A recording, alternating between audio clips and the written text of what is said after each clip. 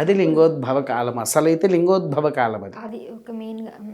కొంతమంది భూమిలో నుంచి వచ్చింది అని అంటారు, కానీ కాదు. ఎందుకనంటే ఆయన కడుపులో నుంచి పుట్ట చీల్చుకుంటూ బయటికి వచ్చాడు. గజాసురుడు అనేటువంటి రాక్షసుడి యొక్క కడుపులో నుంచి చీల్చుకుంటూ బయటికి వచ్చేసరికి ఆ దేవతామూర్తులందరూ కూడా ఆయనను సంతోషంగా తెల్లవారుజామున ఇంటికి తీసుకుపోయారు.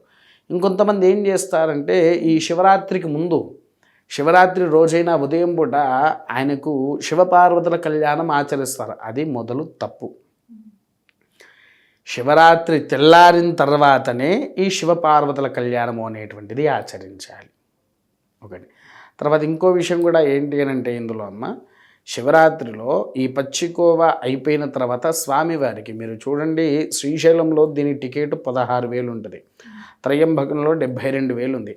అఘోర రుద్ర పాశుపత మహాయాగము అని అంటారు. అది ఎప్పుడు చేస్తారు? కేవలం శివరాత్రి రోజు అర్ధరాత్రి సమయంలో మాత్రమే చేస్తారు, మిగిలిన ఏ సమయంలో చెయ్యరు. విన్నారా?